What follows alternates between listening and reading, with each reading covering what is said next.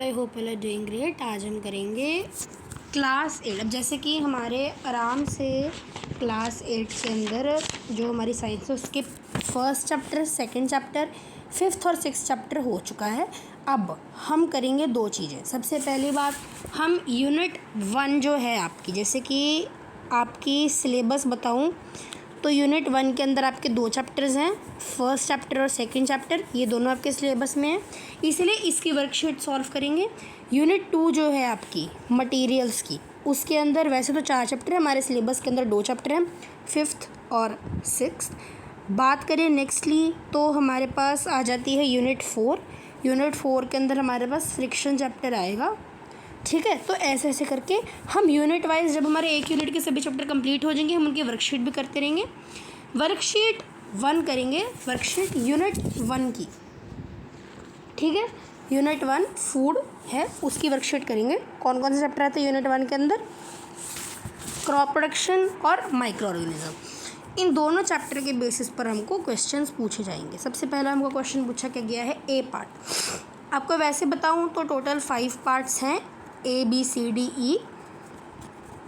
ठीक है, ए पार्ट के अंदर 6 क्वेश्चन हैं, बी पार्ट के अंदर हमारे पास 6 क्वेश्चन है, सी पार्ट के अंदर एक टेबल हमको फिल करना है, डी पार्ट के अंदर 4 क्वेश्चन है, जिसके अंदर 2 क्वेश्चन ऐसे जिसके अंदर एक क्वेश्चन के 4 पार्ट हैं, सेकंड क्वेश्चन के 3 पार्ट है, ई के अंदर हमारे पास 5 पार्ट्स है। ठीक है, चलो सबसे पहला क्या है, name the following methods of crop production represent in the following pictures.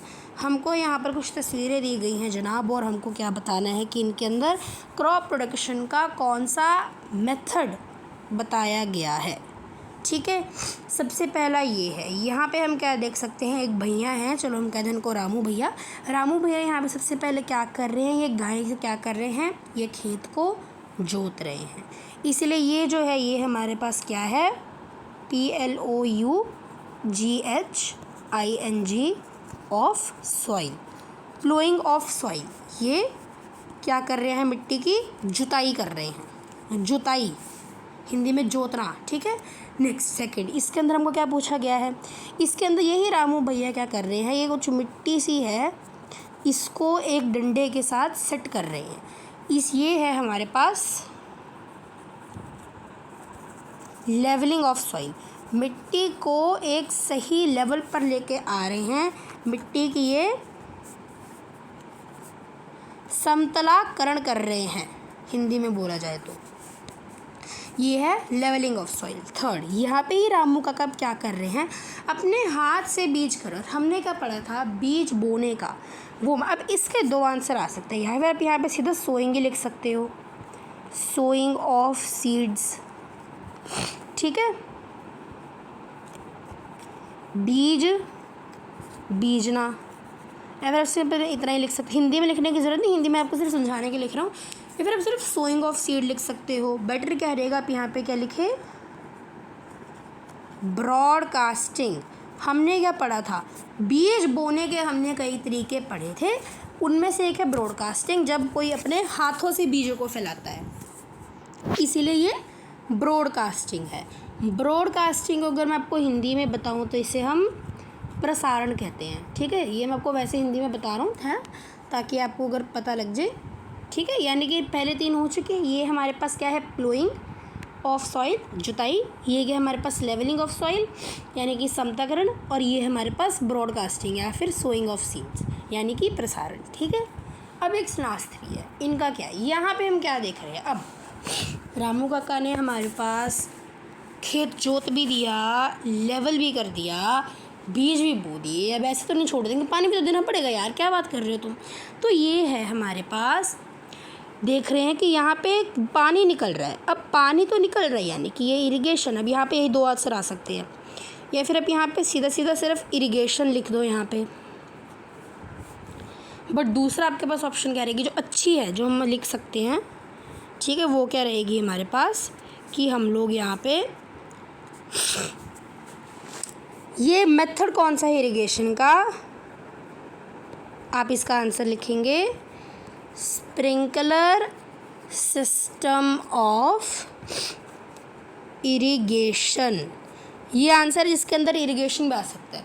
ये हमारे पास स्प्रिंकलर सिस्टम ऑफ इरिगेशन है, यानी कि एक फुव्वारे के थ्रू, ठीक है, उससे हमारे खेत के जल प्रणाली हो रही है, उससे हमारे खेत को पानी पड़ रहा है। ये है sprinkler system of irrigation. Next ये है, ये हमारे पास अब क्या है, ये जो है हमको इसको आप सीधा सीधा हार्वेस्टर लिख सकते हो। हार्वेस्टर है इसका आंसर। नो, आप खुद देखिए कि ये जो है इसके हमको क्वेश्चन के अंदर पूछा गया है मेथड ऑफ क्रॉप प्रोडक्शन, यानी कि हमको क्रॉप प्रोडक्शन का टूल नहीं पूछा गया, हमको साधन नहीं पूछा गया कि हम क्या करके, बल्कि हमको पूछा गया है कि यहाँ पे कौन सा प्रोसेस हो रहा है। ठीक है, फॉर एग्ज़ाम्पल अगर मैं आपको यहाँ पे ऐसे लंग्स की फ़ोटो दे दूँ और अगर आपको यही सेम क्वेश्चन पूछा जाए तो आप ये नहीं कहोगे कि ये लंग है, आप रेस्पिरेशन कहोगे। क्यों? हमको प्रोसेस बताने को कहा गया, इसीलिए हार्वेस्टर नहीं होगा, ये हमारे पास क्या है, इसका आंसर आएगा हार्वेस्टिंग। यहाँ पे हमारे पास हार्वेस्टिंग हो रही है। हाँ, एक और चीज़, हार्वेस्टर जो है यहाँ पे हार्वेस्टिंग आएगा, ठीक है, ये हार्वेस्टिंग,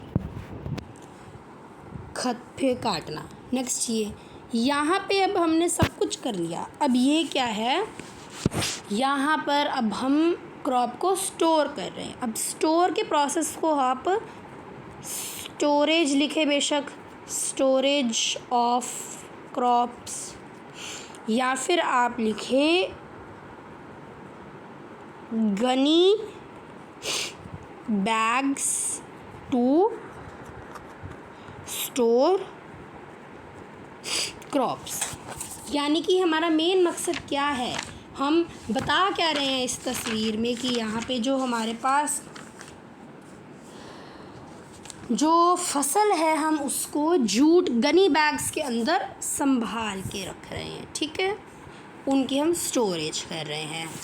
फिर से अगर हम आंसर देखें तो सबसे पहला है प्लोइंग ऑफ सॉइल, जुताई, दूसरा है लेवलिंग ऑफ सॉइल, तीसरा है ब्रॉडकास्टिंग, सोइंग ऑफ सीड्स, या फिर आप ऐसे लिख सकते हैं, ये लिख सकते sprinkler system of irrigation. Fifth का आंसर है harvester, harvesting the crop, and sixth का है grains packed in gunny bags for storing crops. ठीक है, नेक्स्ट बी क्वेश्चन के अंदर क्या पूछा, name and identify which of the following belongs to algae, protozoa and fungi group of microorganism. हमको क्या बताना है, क्या बताना है कि इनमें से कौन है। हमने दो चीज़ें हमको बोली है कि यहाँ पे हमको कुछ माइक्रो ऑर्गेनिजम्स दिए गए हैं, हमको बताना है कि ये माइक्रो ऑर्गेनिजम्स का नाम क्या है, और हमको एक और चीज़ क्या बतानी है कि ये किससे बिलोंग करते हैं। किससे बिलोंग कर रहा है मतलब कि क्या ये एल्गी है, क्या ये प्रोटोजोआ है, और या ये फंगी है। दो चीज़ें पूछी गई है, इनमें से माइक्रो ऑर्गेनिज्म का हमको नाम भी बताए जाना है साथ के साथ, और हमको और क्या बताना है कि ये जो है ये एल्गे हैं, प्रोटोजोआ है या फंगी है। चलो सबसे पहला ये, तो सबसे पहला हमको यहाँ पे क्या दिया हुआ है, सबसे पहले हमको दिया हुआ ये। अब ये हमारे पास क्या है, जिनको नहीं पता, ये है हमारे पास ट्राइपेनोसोमा। ट्राइपेनोसोमा जो है ये हमारे पास सबसे पहले प्रोटोजोआ है, ठीक है। अब यहाँ पे इसके नीचे क्या लिखेंगे, बुक के सबसे पहले इसका नाम लिखेंगे ट्राइपेनोसोमा, और इसके नीचे लिखेंगे ट्राइपेनोसोमा, नीचे से ब्रैकेट में डाल दोगे प्रोटोजोआ। ऐसे आपको सभी के आंसर लिखने हैं, ठीक है। नेक्स्टली हमको क्या पूछा गया है, ये है हमारे पास, वेट अ सेकेंड, ये हमारे पास क्या है सेकेंड नंबर पे, क्लैम। इसका नाम पढ़ने के सबसे पहले इसको तो इनकी ना आपको मैं प्रोनाउंसिएशन ही कर देता हूँ। इसका नाम क्या है, CHLAMD, सॉरी MYDOMONAS।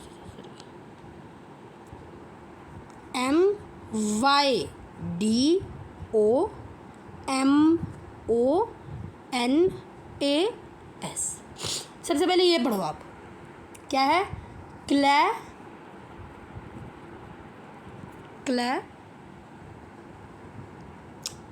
इसकी प्रोनाउंसिएशन ऐसी होगी हमारे पास, रुको मैंने लिख रखी है, क्लाई माई डो मोनस, क्लाइमाइडोमोनस, ठीक है। ये आप ना ऐसे अपनी बुक के साइड पे रख लिया करो। जैसे मैं तो अपनी बुक के साइड में लिख के रखता हूँ जो मुझे प्रोनाउंसिएशन थोड़ी बहुत मुश्किल लगती है। तो हमारे पास ये क्या है, बैक्टीरिया क्लाइमाइडोमोनस,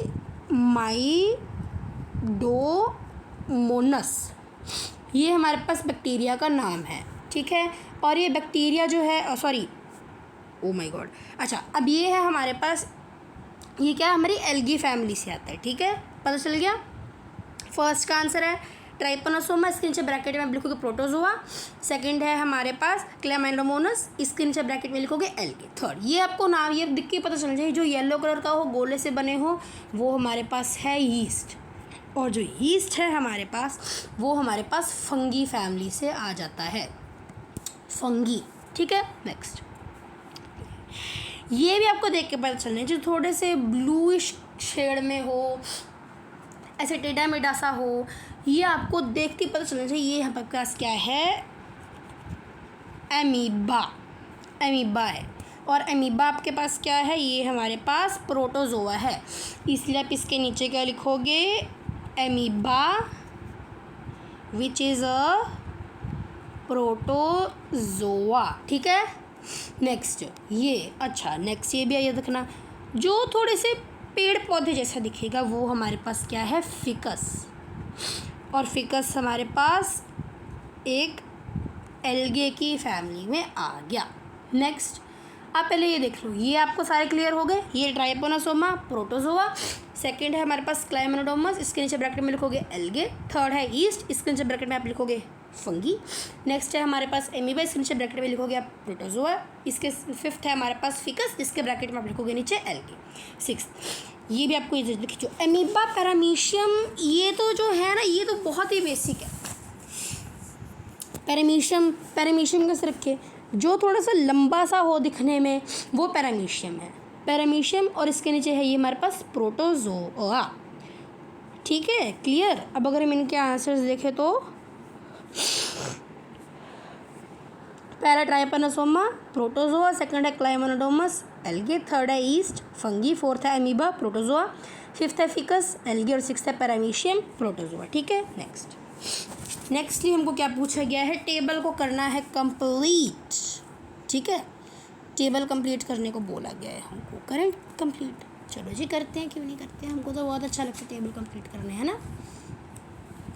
यहाँ पे हमको दी गए हैं 5 बीमारियों के नाम, और हमको क्या बताना है कि ये किससे होती हैं, इसकी जड़ क्या है, होती किससे हैं, ये कौन से माइक्रो ऑर्गेनिज्म से होती हैं, ये कम्युनिकेबल डिजीज़ है, इसलिए फैलती कैसी, हवा पानी किससे फैलती है। और पूछा गया है अगर हमको इनसे प्रिवेंशन करनी हो थोड़ी सी तो कैसे करें।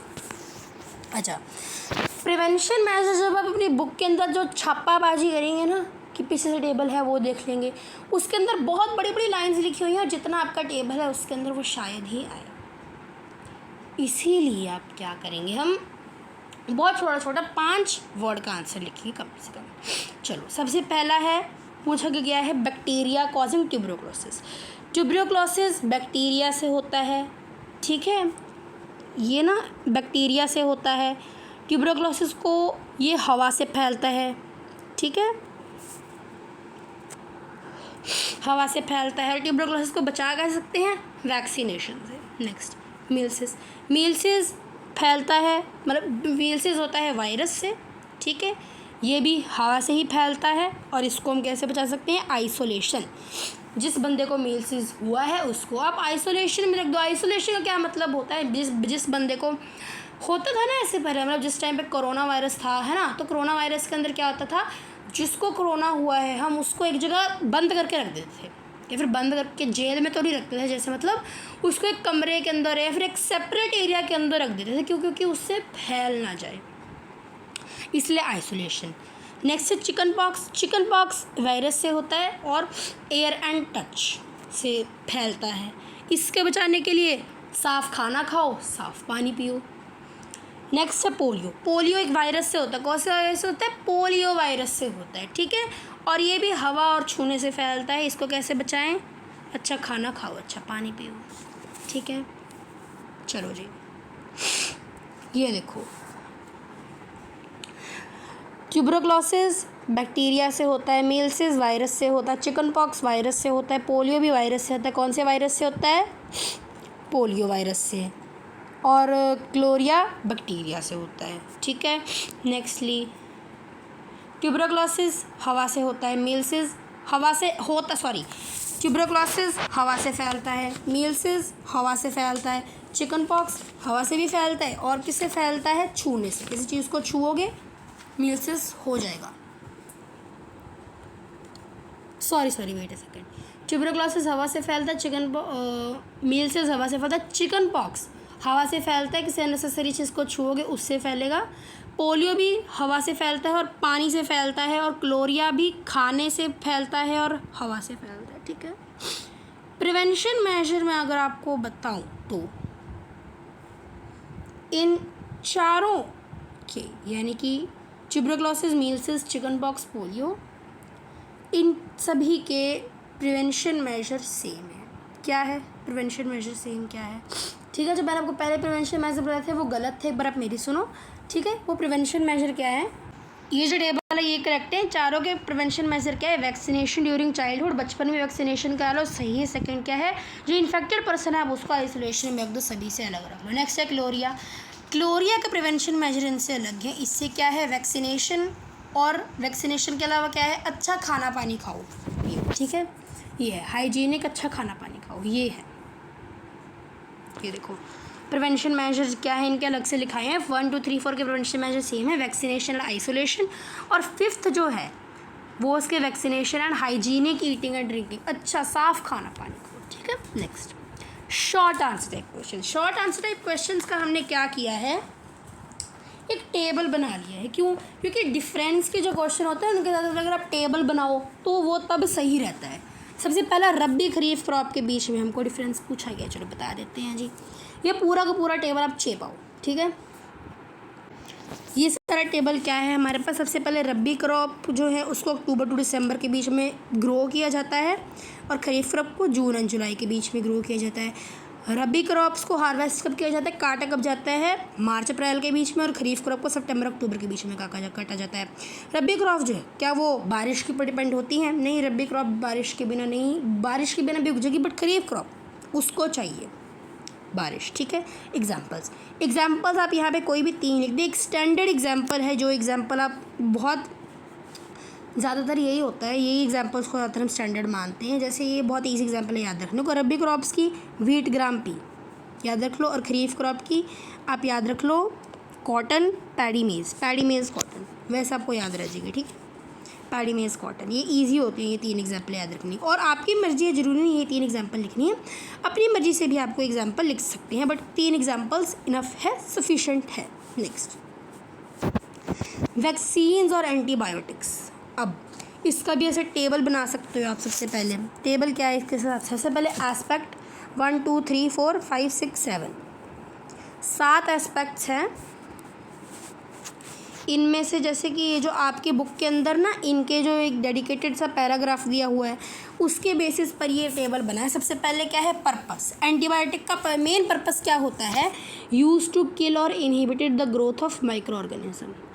आपके शरीर के अंदर जो बीमारी फैलाने वाले माइक्रो ऑर्गेनिज्म आया है उसको ही मार देगा, उसको ही डिस्ट्रॉय कर देगा ये। बट वैक्सीन का मेन पर्पस, मेन उद्देश्य क्या है? Stimulate the immune system to prevent specific disease. जो बीमारी है उसके खिलाफ इम्यूनिटी ताकत बनाने के लिए। टारगेट क्या है? टारगेट क्या है एंटीबायोटिक्स का? Micro organism such as bacteria. और वैक्सीन क्या है? Specific disease caused by virus और bacterias. Please on a serious note, ये जो मैंने एरिया काटा है ना, ये जो मैंने काटा है मतलब जो एरिया, ये आपको लिखने के टेबल में ज़रूरत नहीं। एक तो लास्ट वाला कॉलम आपको टेबल में लिखने की ज़रूरत नहीं, और टारगेट वाला कॉलम आपको टेबल में लिखने की ज़रूरत है। सिर्फ 4 कॉलम ही बहुत हैं आपके। अगर आपको टेबल नहीं बनाना उसके अलावा भी मैं आपको बताता हूँ। पर्पस हमें समझ लिया। मैकेनिज़्म क्या है? एंटीबायोटिक्स क्या करती हैं?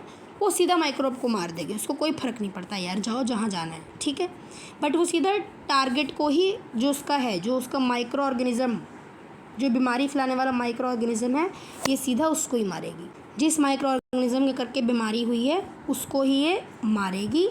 बल्कि दूसरी बात क्या है हमारे पास कि जो वैक्सीन्स हैं, वैक्सीन जो है हमारे पास वो क्या करेंगी, ये वो बीमारी को डायरेक्टली नहीं मारेगी, बट वो जो हमारा इम्यून सिस्टम है जो हमको बीमारी के खिलाफ लड़ने के लिए ताकत दे रहा है, ये उसको ट्रेन करेगी ताकि वो उस माइक्रोब को मारे। ठीक है, नेक्स्ट फंक्शनैलिटी क्या है। एंटीबायोटिक्स क्या करती हैं, एक बार बीमारी होगी एंटीबायोटिक्स खा लो वो सही हो जाएगी, बट वैक्सीन जो है ये इन्फेक्शन को होने से रोकती है, ये इन्फेक्शन को ख़त्म मतलब होने से रोकती है। ये इसका मेन पर्पस ख़त्म होना नहीं है, मतलब ये इम्यून सिस्टम को ट्रेन करती है। एग्जांपल के एंटीबायोटिक्स की पेनिसिलिन, स्ट्रेप्टोमाइसिन, टेट्रासाइलिन, ठीक है, वगैरह वगैरह, और वैक्सीन की small pox vaccine, polio vaccine etcetera.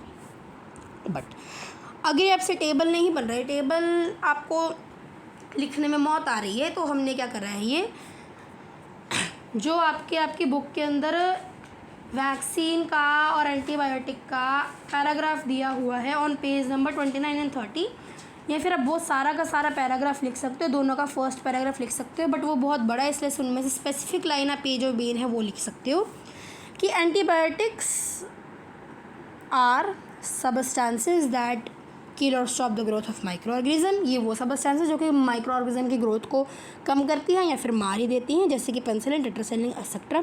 ये इंसानों और जो पशु पक्षी जो हमारे पास जो जानवर होते हैं जिनको हम पालते हैं खाने पानी के लिए, इंसानों के लिए भी यूज़ कर सकते हैं, उनके लिए भी यूज़ कर सकते हैं। होता क्या है, वो जानवरों के हम खाने पानी के अंदर मिक्स कर देते हैं ताकि उनके पेट के अंदर कोई इन्फेक्शन पैदा हो रही है तो वो ख़त्म हो जाए। इनको हम प्लांट्स के अंदर भी बीमारी जो होती है उसके लिए उसको रोकने के लिए भी यूज़ कर सकते हैं। बल्कि जो वैक्सीन है ये क्या है, ये ऑलरेडी डेड मरे हुए या फिर वीकेंड माइक्रोब्स होते हैं जिनको हमारी बॉडी के अंदर डाला जाता है। इससे क्या होता है, ये हमारी बॉडी को मजबूर करती है, क्या मजबूर करती है, ताकि वो और एंटीबॉडीज़ प्रोड्यूस कर सके। ठीक है, एंटीबॉडीज़ और प्रोड्यूस कर सके। एंटीबॉडीज़ मतलब हमारी शरीर के इम्यूनिटी सिस्टम की खुद की कुछ दवाइयाँ होती हैं जो इसके अंदर खुद एक शक्ति है, वो एंटीबॉडीज़ है। ठीक है, ये करने से क्या होता है, जो हमारी बॉडी है वो उस डेड और वीकर माइक्रो ऑर्गेनिज्म के खिलाफ लड़ाई जीत जाती है। बट ऐसा करने से इस प्रोसेस के दौरान क्या होता है, हमारी बॉडी ये भी याद रखती है, ये भी सीखती है कि अगर ऐसे ही से माइक्रो ऑर्गेनिज्म ने हमारे पास फ्यूचर में अटैक किया तो हम उससे कैसे लड़ सकते हैं। इस स्टेज के ऊपर बॉडी को हम क्या कहते हैं कि ये बॉडी टू सेट, ये थोड़ा सा गलत है, एट द स्टेज, इस स्टेज पर the body is set to be, IM नहीं आएगा यहाँ पे, आएगा इम्यून। ठीक है, इम्यून, क्योंकि यहाँ पे हमारी बॉडी होती है वो उस बीमारी के खिलाफ इम्यूनिटी डेवलप कर लेती है। फॉर एग्जांपल स्मॉल पॉक्स और ट्यूबरकुलोसिस की वैक्सीन। नेक्स्ट हमको ड्रिप इरिगेशन और स्प्रिंकलर इरिगेशन के बीच में डिफरेंस पूछा गया है। ये क्या है, बेसिकली स्प्रिंकलर इरिगेशन सिस्टम वो मेथड होता है,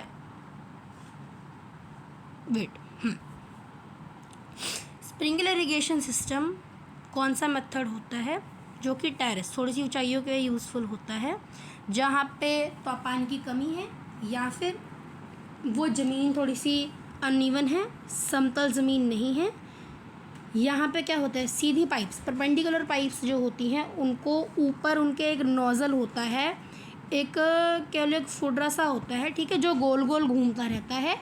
और क्या होता है, इन पाइप्स के अंदर ये पाइपलाइन से जोड़ा जाता है, जैसे कि परपेंडिकुलर पाइप्स हैं, इनके ऊपर ऐसा एक नोज़ल सा लगा हुआ है, ये पाइपलाइन से कनेक्टेड है। पाइपलाइन के थ्रू पानी आता है और इन नोज़ल के थ्रू पानी ऐसे ऐसे फुब्बारे की तरह आ जाता है, फिर वो पानी पूरे ऐसे सर्कुलेट होता है। ये इरिगेशन सिस्टम जो है,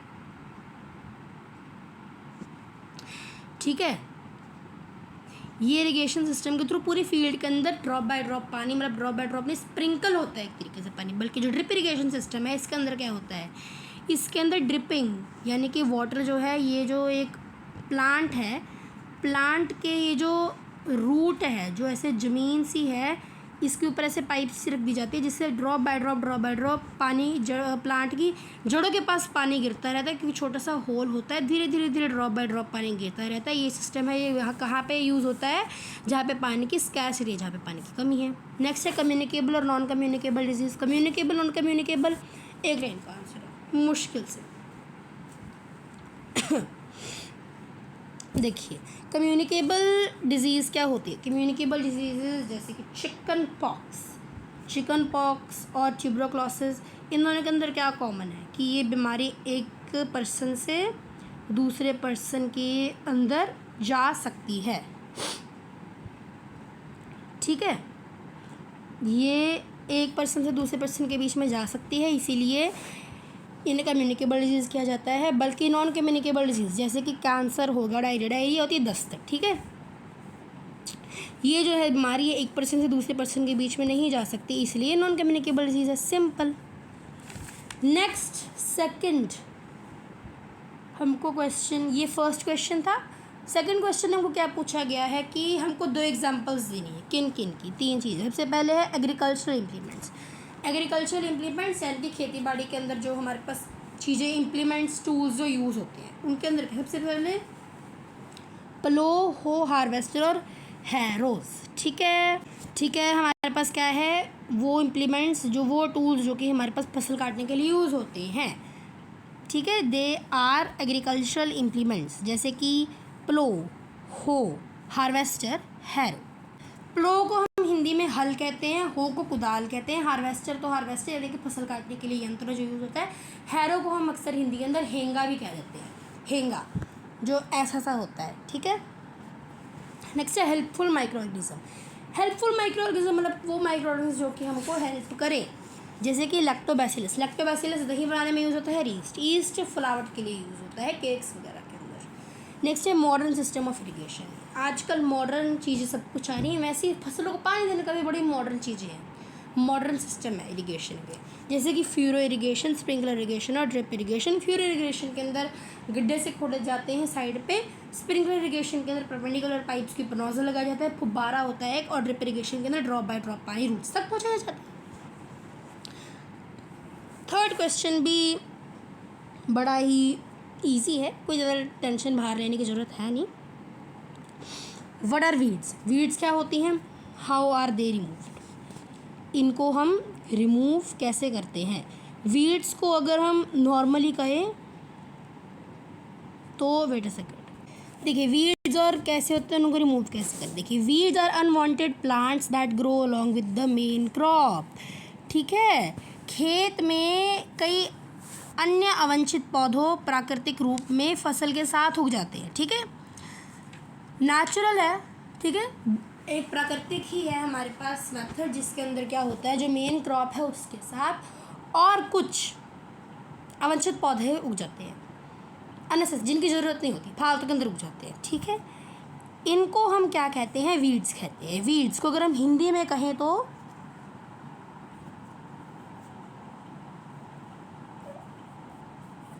खरपतवार कहते हैं हम। ठीक है, और weeds are remove by the process of weeding. Weeds को वीडिंग के प्रोसेस से यूज़ करते हैं। वीडिंग को हम हिंदी में निराई कहते हैं। ठीक है, खरपतवार हटाने के प्रोसेस को हम निराई कहते हैं। ठीक है, समझ आ गया वीड्स क्या होती हैं, वीड्स खरपतवार क्या होते हैं और निराई क्या होती है। ठीक है, वीड्स अनवांटेड प्लांट, फालतू के पौधे जो उग जाते हैं, और निराई उनको निकालना, वीडिंग। अब रीडिंग नहीं आएगा यहाँ पे, वीडिंग आएगा। अरे यार, वीडिंग दोनों मैनुअली हाथों से भी हो सकती है और हैंड्स हाथों से हो सकती है, हैरोज हेंगे वगैरह से हो सकती है, या फिर वीडिसाइड्स या फिर हर्बिसाइड्स, कुछ ऐसे रसायन, कुछ ऐसे केमिकल्स होते हैं उनके द्वारा भी हो सकती है। ठीक है, अब नेक्स्ट क्या है? What are different methods to preserve food? Food को बचाने के अलग अलग मेथड्स क्या हैं? देखिए यहाँ पे आपको अच्छे से बताया गया मैंने। ठीक है, 6 तरीके हैं। सबसे पहला क्या है? Food can be preserve using different ways. अलग अलग तरीक़ों से हम खाने को प्रिजर्व कर सकते हैं। देखते कौन कौन से तरीके हैं वो। सबसे पहला तरीका क्या है? Preservation by using common salt, यानी कि कॉमन सॉल्ट जो हमारे पास नमक होता है, उसके उपयोग से हम कैसे खाने को बचा सकते हैं। इस मेथड को हम, ठीक है, सॉल्टिंग कहते हैं। जैसे कि जो कच्चे आम होते हैं, हमारे पास टैमरिंड होती है, कच्चे आम हो गए, इमली हो गई, उनको बचाने के लिए हम सॉल्टिंग का यूज़ करते हैं। प्रिजर्वेशन बाय यूजिंग शुगर, ठीक है, चीनी द्वारा हम जैसे कि जैम्स होगी, जेलीज होगी, उनको हम शुगर से। नेक्स्ट है preservation by oil and vinegar, ठीक है, तेल या फिर सिरके के द्वारा, जैसे कि पिकल्स, अचार के अंदर। नेक्स्ट है प्रिजर्वेशन बाय यूजिंग। अच्छा, आपको बताइए कि हम प्रिजर्वेशन को हम हिंदी में क्या कहते हैं? प्रिजर्वेशन को हम हिंदी में परिरक्षण भी कहते हैं। परिरक्षण, संरक्षित करना, ठीक है, वैसे। नेक्स्ट तरीका क्या है? Preservation by applying heat and cold treatment, यानी कि ताप और शीत उपचार हम कहते हैं, उससे करना।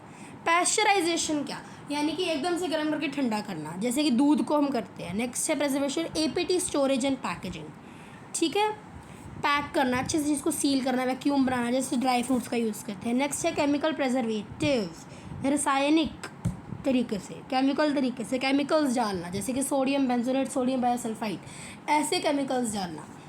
सैलड ड्रेसिंग्स और जैम्स के साथ हम ऐसे करते हैं। 6 तरीके हमने पढ़े। सबसे पहला नमक डालना, दूसरा चीनी डालना, तीसरा तेल डालना, सिरका डालना, चौथा हमने पढ़ा है कि पेस्चराइजेशन से, पांचवा हमने पढ़ा है स्टोरेज से, छठा हमने पढ़ा है रसायन से, केमिकल से। अब हम करेंगे लॉन्ग आंसर टाइप क्वेश्चन, थोड़े बड़े बड़े, ठीक है। सबसे पहला क्या है?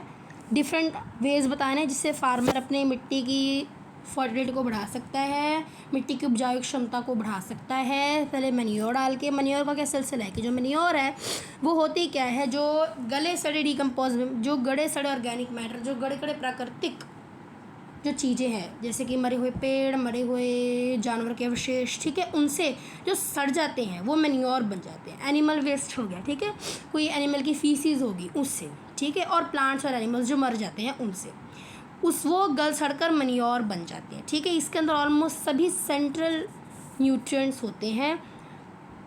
सेंट्रल तो रहने दो, ऑल द मेजर लिख दो आप, या आप इसकी जगह वो सभी मेजर न्यूट्रिएंट्स होते हैं जो कि प्लांट के ग्रोथ और डेवलपमेंट के लिए चाहिए होते हैं। ये एक सॉइल के स्ट्रक्चर और टेक्सचर को भी इम्प्रूव करते हैं। नेक्स्ट है फर्टिलाइजर ऐड करके क्या होता है जी? फर्टिलाइजर केमिकली प्रिपेयर्ड होता है लेबोरेटरीज़ के अंदर, इंसान बनाता है केमिकली। ये मिट्टी को जो मिट्टी के अंदर कम न्यूट्रिएंट्स होते हैं उसको बढ़ा के मिट्टी की सहायता करता है, जैसे कि एनपीके ये एक एग्जाम्पल है। मैन्योर की भी एग्जाम्पल लिख देना, मैन्योर का लिख देना example. For example vermicompost, ठीक है। Next, what is sowing? Sowing क्या है और इसके डिफरेंट मेथड्स क्या हैं? सिंपल 1 लाइनर 2 लाइनर आंसर मैंने आपको लिखे हैं। What is sowing? अब ध्यान से देखना कि planting seeds in the soil after the, देखिए, planting seeds in the soil after soil has been prepared is known as sowing. मिट्टी तैयार होने के बाद उसमें बीज बोना बुजाई कहलाता है, ठीक है। मिट्टी तैयार करने ही हमने उसके अंदर बीज डाल दिए, सिंपल सी बात है। अलग अलग मेथड्स होते हैं बीज को सो करने के, बीजने के अलग अलग तरीके होते हैं, बीज बोने के विभिन्न तरीके होते हैं। चलो कितने प्रकार के? सबसे पहला है ब्रॉडकास्टिंग। अभी फर्स्ट क्वेश्चन के हम लास्ट थर्ड पार्ट के अंदर, लास्ट थर्ड फोर्थ पार्ट के अंदर पढ़ के आए हैं ब्रॉडकास्टिंग के बारे में। ट्रेडिशनल प्रोसेस होता है, एक पारंपरिक प्रक्रिया है। इसे सीड को हम मैनुअली अपने हाथों से ही स्कैटर कर देते हैं, स्कैटर करना, ठीक है, बिखेर देते हैं मैनुअली अपने हाथों से। नेक्स्ट है by using seed drill. Seed drill का क्या है? Seed drill is a sowing tool that helps to position the seeds in the soil. Seed drill एक बुझाई करने के लिए टूल होता है जो कि बीज को मिट्टी में रखने, बीजने में मदद करता है, उसको सट करने में मदद करता है। दिस इज सोज नहीं आएगा यहाँ पे, this is the seed, this is shows in the, ये जो है इसके अंदर इज नहीं आएगा, दिस सोज आएगा सिर्फ। This sows the seed in the soil in required depth as well as cover them with soil. Seed drill की क्या बात है? ये बीज को उसकी आवश्यक जो गहराई होती है उसके अंदर, मिट्टी के अंदर बीज भी देते हैं और साथ में उनके ऊपर मिट्टी से उनको कवर कर देता है भी। Next transplantation. ट्रांसप्लांटेशन क्या होती है? हिंदी के अंदर हम ट्रांसप्लांटेशन को प्रत्यारोपण भी कहते हैं, ठीक है। ट्रांसप्लांटेशन जो है कौन सा प्रोसेस है जिसके अंदर हेल्दी सीडलिंग्स जो होते हैं, ये वो प्रक्रिया होती है जिसके अंदर जो स्वस्थ हेल्दी पौधे होते हैं उनको चूज़ किया जाता है और फिर उनको मेन फील्ड के अंदर बोझा जाता है। ठीक है, नेक्स्टली हमको क्या पूछा गया है, हाउ इज़ कंपोस्टिंग डन, कि कंपोस्टिंग जो है वो होती कैसी है। देखिए, the process of making wait the process of making manure, और नहीं आएगा यहाँ पे, मैन्योर आएगा। मैन्योर खाद बनाने का वो तरीका जिसके अंदर हम मरे हुए पेड़ पौधों को एक गड्ढे के अंदर दबा देते हैं, उनके ऊपर मिट्टी लगा देते हैं, इसे कंपोस्टिंग कहते हैं। इनके ऊपर हम थोड़ा टाइम बाद पानी डालते रहते हैं ताकि ये अच्छे से रॉट हो जाए, अच्छे से सड़ जाए। वर्म, कीड़े मकोड़े जो होते हैं, माइक्रोब्स होते हैं, वो इनको गला चढ़ाने के अंदर और मदद करते हैं, जिससे ये ऑर्गेनिक मैटर के अंदर तब्दील हो जाते हैं। ये ऑर्गेनिक मैटर जो है ये न्यूट्रिएंट के अंदर भी रिच होता है और ये साथ के अंदर प्लांट्स को ग्रो होने में भी मदद करता है। मृत पौधों और रसोई के कचरे को एक गड्ढे में रखकर फिर उसके ऊपर उसको मिट्टी से ढक दिया जाता है, उसके बाद खाद बनती है। सड़ाने के लिए विभिन्न समय पर पानी को छिड़का भी जाता है और कीड़े मकोड़ों के द्वारा जो है वो पौधे जो हैं वो न्यूट्रिशियस सब्सटेंस के अंदर भी बदल जाते हैं। ये जो है ये कार्बनिक पदार्थ जो है ये पोषण तत्वों से भरपूर होता है और पौधे को बढ़ने के लिए हेल्पफुल होता है।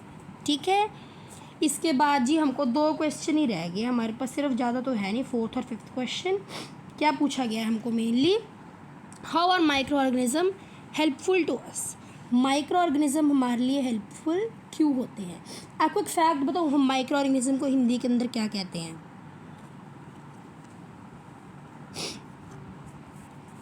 सूक्ष्म जीव कहते हैं हम। ठीक है, वेट सेकेंड। तो माइक्रो ऑर्गेनिज्म हमारे हेल्पफुल कैसे होते हैं। माइक्रो ऑर्गेनिज्म हमको बहुत सारे तरीक़ों के अंदर हेल्प करते हैं, जैसे कि सबसे पहला फूड एंड बेवरेज इंडस्ट्री। ठीक है, कैसे, लैक्टोबैसिलस नाम का एक बैक्टीरिया होता है, ये दूध को दही बनाने में यूज़ करता है और ईस्ट एक ऐसा माइक्रो ऑर्गेनिज्म है जो कि हमको ब्रेड वगैरह बनाने के अंदर यूज़ होता है। वो प्रोसेस जिसके अंदर शुगर को अल्कोहल के अंदर कन्वर्ट किया जाता है ईस्ट के द्वारा, उसे हम क्या कहते हैं, फर्मेंटेशन कहते हैं। ठीक है, नेक्स्ट है मेकिंग, इडली डोसा ढोकला बनाने के अंदर यूज़ किया जाता है। एंटीबायोटिक्स और वैक्सीन बनाने के अंदर यूज़ किया जाता है। एग्रीकल्चर कृषि के अंदर भी यूज़ किया जाता है। इन्वायरमेंट को साफ़ करने के लिए भी यूज़ किया जाता है। लेदर और जूट बनाने के लिए भी यूज़ किया जाता है। कॉफ़ी बनाने के लिए भी यूज़ किया जाता है। टी बनाने में, चाय बनाने के लिए भी यूज़ किया जाता है। तंबाकू बनाने में भी यूज़ किया जाता है, तंबाकू बनाने के लिए, और विनेगर सिरका बनाने में भी यूज़ किया जाता है। नेक्स्ट क्या है कि हम कम्युनिकेबल डिजीज़ कम्युनिकेबल डिजीज़ को प्रिवेंट कैसे कर सकते हैं, हम रोक कैसे सकते हैं। क्या, सबसे पहले वैक्सीनेशन ड्यूरिंग चाइल्डहुड, बचपन में ही टीकाकरण हम करवा लें, टीके लगवा लें, अपने वैक्सीन करवा लें। नेक्स्ट क्या है, जिस बंदे को बीमारी हुई है उसको हम आइसोलेशन में रख लें। नेक्स्ट क्या है, हमको किसी भी अपने चेहरे को या फिर किसी और जगह को ऐसे बार बार टच नहीं करना चाहिए, हमको बेवजह से टच नहीं करना चाहिए, क्योंकि वहाँ पे और भी लोगों ने टच किया हुआ है जिससे उसके अंदर उन लोगों के भी माइक्रोब आ सकते हैं। तो क्या पता वो माइक्रोब आपकी बॉडी के अंदर चले जाए और कुछ हो जाए।